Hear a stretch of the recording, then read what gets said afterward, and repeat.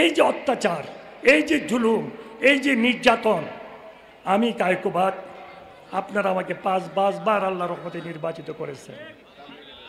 আমি আপনাদের কাছে কৃতজ্ঞ। আল্লাহর রহমত, দয়া, মায়ায়, মেহেরবানিতে, আল্লাহর হুকুমে আমাকে আপনারা নির্বাচিত করেছেন। তাই তো ভাই, নাকি না? আমি ওই দিন ঢাকাতে আসলাম, আমি তো অভিভূত হয়ে গেছি। আমি আল্লাহর কাছে দোয়া করেছি, আল্লাহ, এই যে তোমার গোলামেরা এত কষ্ট করে মুরাদনগর থেকে ঢাকা আইছে, এই বাচ্চারা, বুড়া মানুষেরা, তুমি তাদের প্রতি রহম করো, দয়া করো, তাদেরকে তুমি মাফ করো, ক্ষমা করো। আমি দোয়া করেছি। ভাইয়েরা আমার, আমি মুরাদনগরে আপনারা 5 বার সংসদ সদস্য নির্বাচিত করেছেন। আমি, আমার মনে হয়, আমি ইচ্ছা করি, আমার জানা সত্ত্বে কারো কোনো জুলুম করি নাই, কোনো অত্যাচার করি নাই, কোনো অবিচার করি নাই। যদি করে থাকি আপনারা বলেন। আমি চেষ্টা করেছি, যখন জিনিসপত্রের দাম বেশি ছিল, ন্যায্য মূল্যে নিজের পকেট থেকে ভর্তুকি দিয়ে আপনাদেরকে চাল, ডাল, তেল, চিনি দেওয়ার জন্য। আমি চেষ্টা করেছি আমার গরিব ভাইদেরকে ঘর তৈরি করে দেওয়ার জন্য। আমি চেষ্টা করেছি এই মুরাদনগর রাস্তাঘাট যা হয়েছে, আল্লাহ পাক আমাকে দিয়ে করাইছেন। ভাইয়েরা আমার, এই জুলুম, অত্যাচার, অবিচার আল্লাহ সহ্য করবে না। ম্যাডাম খালেদা জিয়া 3 বারের প্রধানমন্ত্রী, উনি সাবেক রাষ্ট্রপতি জিয়াউর রহমান সাহেবের স্ত্রী, উনি মুক্তিযোদ্ধার স্ত্রী। শুধু তাই নয়, উনি নিজে একজন মুক্তিযোদ্ধা। কারণ জিয়াউর রহমান সাহেবকে যখন গ্রেফতার করে নিয়ে যাওয়া হয়, তখন উনি, উনার 2 সন্তান, এই তারেক জিয়া এবং কুকু, তাদেরকে সহ পাক বাহিনী অ্যারেস্ট করে নিয়ে অনেক জুলুম, অত্যাচার, অবিচার করেছে, নির্যাতন করেছে। উনি নির্যাতনের শিকার শুধু আজকেই হয় নাই, স্বাধীনতা যুদ্ধের সময়ে পাকিস্তানি হানাদারদের হাতেও নির্যাতনের শিকার হয়েছেন ম্যাডাম জিয়া এবং তার পরিবার। এমনি ভাবে গত এই জালেম সরকারের সময়ে উনি এবং উনার পরিবার যেইভাবে জুলুমের শিকার হয়েছেন, অন্য কেউ এইভাবে জুলুমের শিকার হয় নাই। ম্যাডাম জিয়া জেলে ঢুকেছেন, সরকার পতনের পরে মুক্তি পেয়েছেন। তাই ঠিক কিনা? ঠিক। আমাদের নেতাদের মধ্যে এমন কয়জন আছে যে জেলে ঢুকেছেন জালেম সরকারের সময়ে এবং সরকার পতনের পরে মুক্তি পাইছেন? এমনটা তেমন নাই বললেই চলে। আমরা ম্যাডাম জিয়ার কাছে কৃতজ্ঞ, তাই না ভাইয়ের আমার? তেমনি ভাবে এই দেশের দলগুলি যখন ব্যর্থ হলো, তখন আল্লাহ পাক এমন একটা কুদরতিভাবে, এমন একটা সামান্য কুদরতিভাবে এই সরকারকে বিদায় করে দিল। ছোট ছোট বাচ্চাদেরকে দিয়ে আন্দোলনের ব্যবস্থা করলো। কি আন্দোলন? কোঠা বিরোধী আন্দোলন। সরকার বিরোধী আন্দোলন তো না, করছে কি কোঠা বিরোধী আন্দোলন।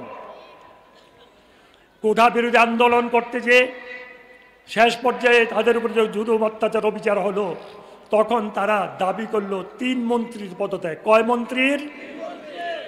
সঠিক না বেঠিক? 3 মন্ত্রীর পদত্যাগ। তার পরবর্তী পর্যায়ে আমাদের দলের যুবকেরা, নেতারা, জামাত ইসলামের শিবিরের ছেলেরা, জামাত ইসলামের নেতারা এবং বিশেষ করে বাংলাদেশের জনগণ, ঢাকা শহরের যুবক, যুবতী, পুরুষ, বৃদ্ধা সবাই মিলে নেমে গেল, এই সরকারের পতন ঘটাতে হবে। সেই যুবকদের আন্দোলনের ধারাকে ধরে যখন অন্যান্য দলগুলি, সমস্ত বাংলাদেশের আমাদের সাথে জড়িত দলগুলি নেমে পড়ল এবং বিশেষ করে ঢাকা শহরের যুবক, যুবতী এবং বৃদ্ধ সাধারণ মানুষেরা, রিক্সাওয়ালারা, শ্রমিকরা, মজুররা নেমে পড়ল, সেই মুহূর্তে হাসিনা দেখলো আর তো উপায় নাই রে। তখন উনি ভাগনের পাল্লা পড়ল। উনি এমনভাবে ভাগলো, বক্তৃতা দেওয়ারও সময় পাইল না, একটা কথা কওয়ারও সময় পাইল না। সব কিছুর মালিককে। উনি কিন্তু বাংলাদেশ আর্মি, উনাদেরকে মনে করতো আমার জান আমার প্রাণ। আল্লাহ কি কয়, যেমনি ভাবে তখন রক্ষী বাহিনী কইছিল চুপ, তোরা কোনো কথা কইস না, চুপ থাক। এইবার আরবিরও কইছে এই চুপ থাক, কিচ্ছু করিস না তোরা, আমার এই ফুলাবান্ডিরে আমার বান্দাডিরে তোরা চুপ থাক। তারা আল্লাহর হুকুমে চুপ রইল। চুপ রইছে না তারা? আমরা বাংলাদেশ আর্মির কাছে কৃতজ্ঞ, আমরা ঋণী যে তারা আল্লাহর হুকুমে চুপ রয়েছিল এবং আমাদেরকে সহযোগিতা করেছে। আমরা আশা করি এই সহযোগিতাটা ওনাদের সবসময় থাকবে। এই বাংলাদেশের মানুষ যে কি চায়, এখন আমরা চাই কি, আমরা কি চাই? একটা সুষ্ঠু নির্বাচন। আমরা কি চাই? সুষ্ঠু নির্বাচন চাই না?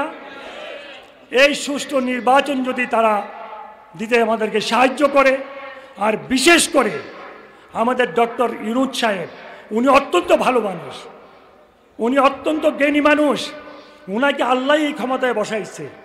উনি যদি এই ক্ষমতায় এই মুহূর্তে আল্লাহ পাক ব্যবস্থা না করে দিতেন, অন্য কারোর পক্ষে সম্ভব ছিল না এই মুহূর্তে এই সময়ে এই ক্ষমতায় গিয়ে এইভাবে ক্ষমতা আমাদেরকে সহযোগিতা করার। বিশেষ করে উনি ক্ষমতায় নেওয়ার সাথে সাথে যে কাজগুলি কিছু কাজ করেছেন, এটা আমাদের জন্য মনে রাখার মতো, এটা অস্বীকারের কোনো উপায় নাই। ভাইয়েরা আমার, এই যে সরকার বাতিল বিদায় নিল, এখন তো বর্তমান সরকারের কি কয়, কি সরকার কয়?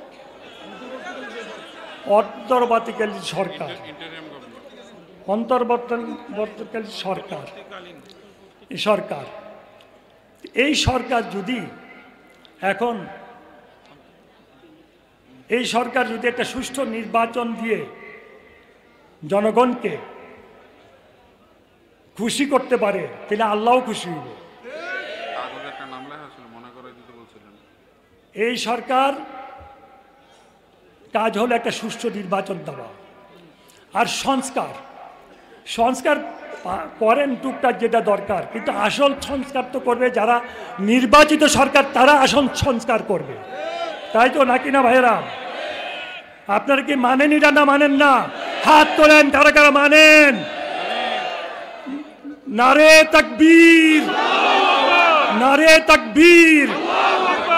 তারপরে আপনারা চান যে এই সরকার একটা সুষ্ঠু নির্বাচন দেখ, সুন্দর নির্বাচন দেখ, এবং যদি এই সরকার সুষ্ঠু এবং সুন্দর নির্বাচন দিয়ে গণতান্ত্রিক সরকারের কাছে ক্ষমতা হস্তান্তর করতে পারে, তাদের নাম স্বর্ণ অক্ষরে লেখা থাকবে, বাংলাদেশের জনগণের অন্তরে লেখা থাকবে।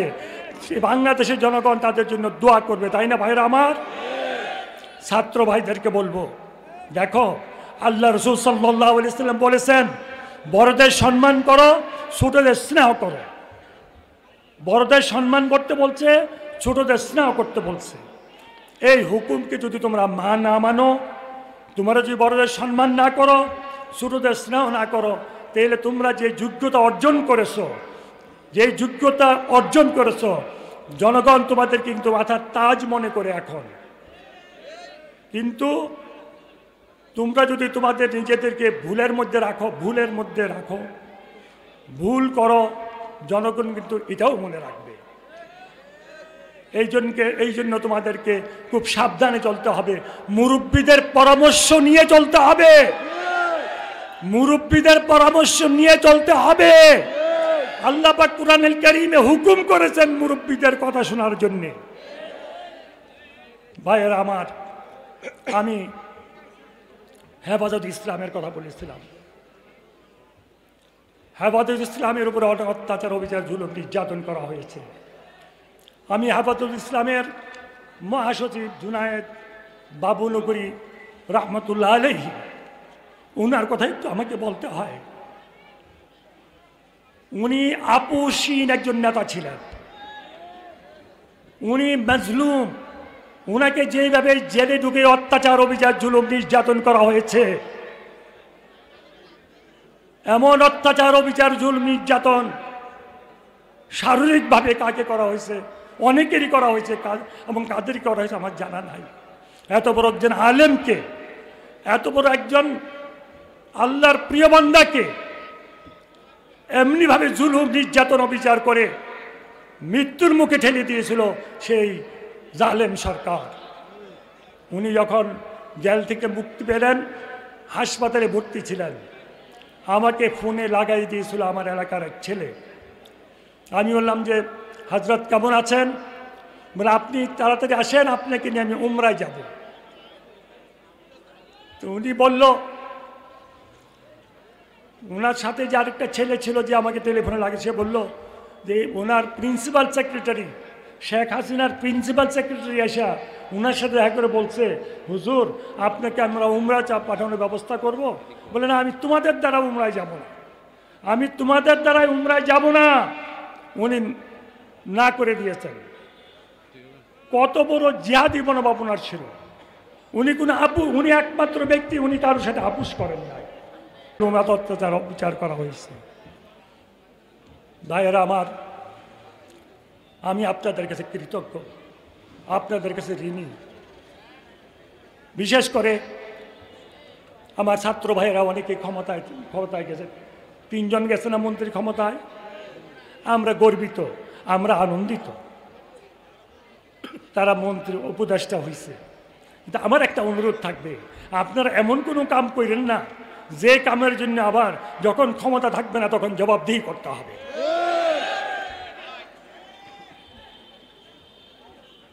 তখন মনে কষ্ট পাবো, কারণ আমরা আপনাকে মাথার তাজ বানাইছি।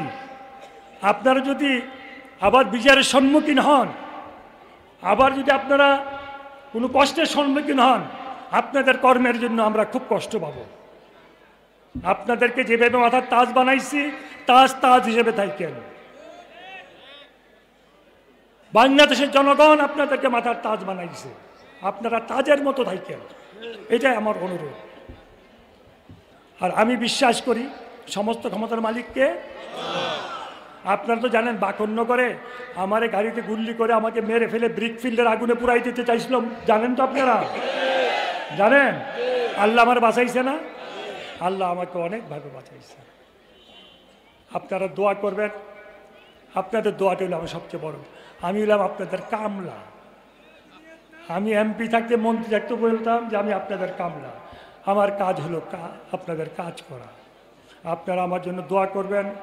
আর বিশেষ করে যারা এখনো জেলখানায় আছে, ওনাদেরকে যদি এই সরকার অতি তাড়াতাড়ি জেল থেকে মুক্তি না করতে পারেন, তাহলে এটা হবে ওনাদের জন্য একটা দুর্ভাগ্যের কারণ হবে। এখনো কেন এত শহীদ হলো, এত লোক নির্যাতিত হলো, জালেম সরকার বিদায় হলো, এখনো কোনো জালেম সরকারের মিথ্যা মামলায় আমাদের লোকজন এখনো জেলখানায় থাকবে কেন? আছে না জেলখানায় এখনো? আমাদের লুৎফর রহমান বাবর আছেন, রাজ্জাকুল হায়দার সাহেব আছেন, আরো অনেকে আছেন জেলখানায়। তাদের মুক্তি আমরা চাই তো নাকি না? হাত তোলেন তো, কারা কারা চাই? আলহামদুলিল্লাহ। এই দেশের বিরুদ্ধে কিন্তু বিরাট ষড়যন্ত্র এখনো চলতেছে। আপনারা দোয়া করবেন, নফল নামাজ পড়ে দোয়া করবেন, আল্লাহ পাক যেন এই ষড়যন্ত্র থেকে আমাদেরকে বাঁচায়। এবং আমার বিরুদ্ধে ষড়যন্ত্র, পদে পদে ষড়যন্ত্র দেখতেছেন তো। কারণ আওয়ামী লীগের মতো এখনো কিছু পরিবেশ আছে আমাদের মাঝখানে, আছে না ভাই? আছে না ভাই? থানায় গেলে ওসি সাহেব কথা কইতে ভয় পায়, দাঁড় করা কথা কইতে ভয় পায়। কেন এখন ভয় পাবে? জালেম সরকার তো বিদায় নিয়েছে, সেই লিগে এখনো জালেম সরকার আছে। কেন আপনাদের ভয়? সাধারণ মানুষ যখন আপনাদের কাছে যাবে, আপনার হাসি মুখে তাদেরকে গ্রহণ করবেন, তাদের সুবিধা অসুবিধা শুনবেন। যদি আপনারা ভয় পান, কার জন্য ভয় পান আমাদেরকে বলেন, আমরা জনগণ দেখবো ইনশাআল্লাহ। আল্লাহর রহমতে রাজি আছেন তো? দরকার হয় আবার আন্দোলন করে তুলবো আমরা। জনগণের চিন্তা ভাবনা কি সেটার দিকে লক্ষ্য করে প্রশাসনকে চলতে হবে। ইউনুওসি পুরা প্রশাসনকে জনগণের চিন্তার উপরে লক্ষ্য করে চলতে হবে। এর বাইরে একজন দুইজন 10 জনের কথা চিন্তা করে যদি চলতে চান তাহলে আমরা আন্দোলন গড়ে তুলব। রাজি আছেন তো আপনারা? হাত তোলেন কারা কারা রাজি আছেন। কোনো এসপি সাহেবের ক্ষমতা নাই, কোনো ওসির কোনো ক্ষমতা নাই, ইউনুর কোনো ক্ষমতা নাই, সমস্ত ক্ষমতা আমার আল্লাহ। আমরা এটা বিশ্বাস করি। আপনারা আমার সাথে আজকে একটা ওয়াদা করতে হবে, মুরাদনগরে কোনো দুর্নীতি হতে দেওয়া যাবে না। রাজি আছেন? মুরাদনগরে কোনো চাঁদাবাজি হতে দেওয়া যাবে না। রাজি আছেন? হাত তুলেন কারা কারা রাজি আছেন।